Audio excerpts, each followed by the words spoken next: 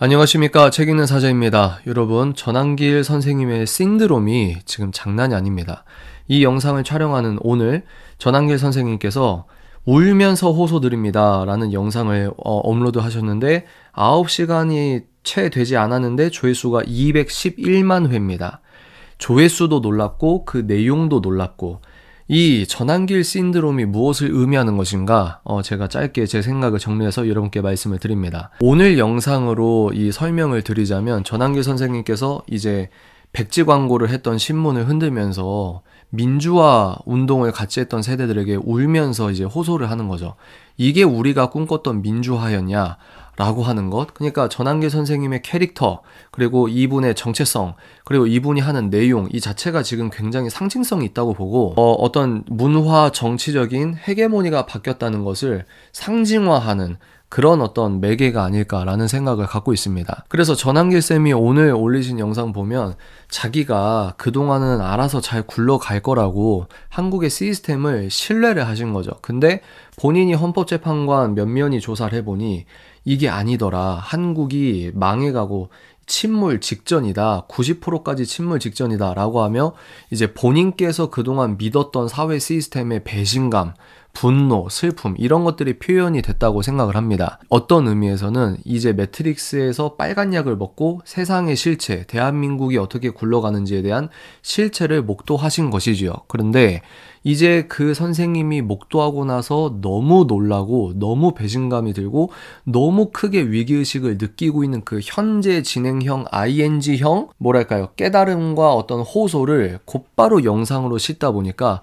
그리고 이분이 1타 강사로서의 어떤 강의력이나 호소력이 대한민국의 탑급이기 때문에 이런 게 지금 최상위적인 레벨로 한국을 때리고 있다. 저는 이 흐름 자체가 그동안에 우리가 소위 말했던 중도층 또는 해묵은 586 세계관이 주류였던 한국의 정치 지형에 소위 말해서 기울어진 운동장이다 이런 표현을 많이 했는데, 저는 이 흐름이 평행추가 지금 달리 작용을 하고 있는 과정이다 라고 생각을 하고 있는 겁니다. 예를 들면 전환길 선생님은 지금 주류 방송에서는 그리고 민주당에서는 극우라고 손가락질 하는데 그 손가락질을 받는 보편성을 갖고 사람들에게 큰 신뢰와 호응을 얻는 사람이 뭐 어떤 정체성을 놓치지 않고 있냐면 자기는 노사모 출신이고 그리고 노무현 정신은 통합과 연대다 라고 하면서 자기의 정체성을 완전히 바꾸는 게 아니고 자기의 정체성을 가져가면서 이 중도층에게 호소하는데, 그 내용이 누가 보더라도 상식적이고 합리적이어 보이는 그 명분의 추를 민주당이 달아줬거든요. 그만큼 민주당이 비상식적이라고 누구나 생각을 했는데, 그 전까지는 뭐 미시적으로는 전라도에 사는데 우파로 깨어났어요. 전교조 출신인데 우파로 깨어났어요. 어떤 미시적인 어떤 움직임은 있어도 이거를 상징화할 수 있는 어떤 문화적 아이콘은 없었단 말이에요. 그 지점을, 그 매개가 전환길 선생님이 되었다는 겁니다. 그래서 민주당이 이제 하다가 특정 신문에 대해서 광고 실지 말라 이런 어떤 정치적인 압박을 주니까 그 신문이 백지 광고를 냈단 말이에요. 그 신문을 들고 흔들면서 이게 우리가 바랐던 민주화냐라고 했던 그 하나의 센텐스가 시대적으로 어떤 기울어진 저울에 대한 평행추를 달리하는 하나의 센텐스다. 하나의 명제였다. 저는 그렇게 보는 겁니다. 그동안 김어준이 약을 쳐왔던 그 일의 결과는 무엇이었냐면 조중동 쓰레기, 그리고 오른쪽 정당은 친일 잔재 세력의 한국에서 청소해야 되는 세력, 이걸 명분으로 10년 떠들어서 박근혜 대통령이 나왔죠.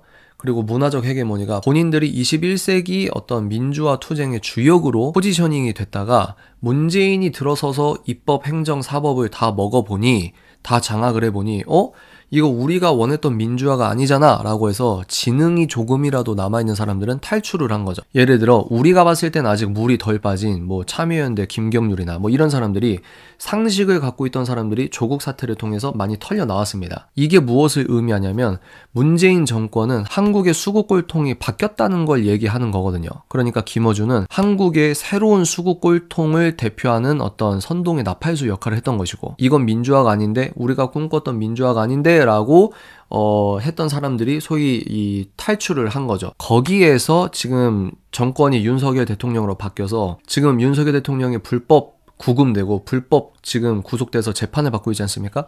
여기에서 전한길 선생님의 신드롬은 문재인 정권에서 우리 한국의 수구 꼴통은 문재인과 민주당과 이 레거시 미디어, 이 부역 세력이다 라고 했던 것을 대중화시키는, 그리고 대중에게 설득력 있게 이걸 명분화하는 어떤 다리 역할을 하고 있는 것이다. 그러니까 패러다임이 바뀌었는데 이 오피니언 리더들부터 냄새를 맡았다면 이 패러다임이 바뀌었다는 게 명제화되고 보편화되고 대중화됐다. 그래서 이 모든 게 민주당이 가장 피하고 싶었던 일이라는 겁니다. 김어준이 지금까지는 민주화 나팔수의 어떤 포지션을 취했고 브랜딩도 그렇게 해왔다면 이제 이 썩은 웅덩이에 있는 사람들이 반민주 세력이 됐다는 어떤 좋은 명분, 합리성, 그리고 그 어떤 그동안에 기울어진 균형추에서 유의미한 추의 이동이라고 모두가 그렇게 생각할 수 있는 평행추가 바뀌고 있는 과정을 우리가 목도하고 있는 것이다. 그러니까 한 14년 전이었나요? 낙곰수로 초대박 쳤던 그 문화 헤게모니가 전한길 유튜버로 지금 이루어지고 있는 겁니다. 전한길 선생님뿐만 아니라 다양한 우파 유튜버들 있지 않습니까? 이게 이제 우파 유튜버에서 뭐로 바뀌었다고요? 대한민국을 사랑하는 세련된 목소리로 탈바꿈이 됐다는 거죠. 정리하겠습니다. 이게 무엇을 의미하냐? 지금까지는 너무 좌파적으로 기울어져 있었던 게 맞아요. 지금도 기울어져 있습니다. 입법부뿐만 아니라 사법부뿐만 아니라 행정부에서도 공무원들이 다 좌경화됐다. 세종시에는 다 좌파 공무원밖에 없다. 과천도 마찬가지다. 이런 일들이 지금 벌어지고 있는데 일단 국민들이 몸을 담을 수 있는 합리적인 친대한민국적 그릇이 만들어졌다. 전한길 신드롬은 그걸 의미한다. 그러면 우리는 뭘 해야 되는 것이냐? 전한길 선생님이 내는 목소리를 열심히 공유하거나 우리도 용기를 내서 계속해서 외쳐야 된다는 겁니다. 다시 말씀드리지만 전한길 쌤은 본인이 노사모 출신이다 라고 하는 그 정체성을 끝까지 가져가고 있습니다. 586 세대, 민주화 운동을 했던 그 586 세대의 정체성을 갖고 가고 있기 때문에 이제 이런 목소리 자체를 극우라고 폄하하는 사람들이 비상식이라고 자연스러운 포지셔닝이 돼버린단 말이에요. 이 사람들이 너무 억지스럽다라고 느낄 수 있는 보편성이 완성이 돼가고 있는 겁니다.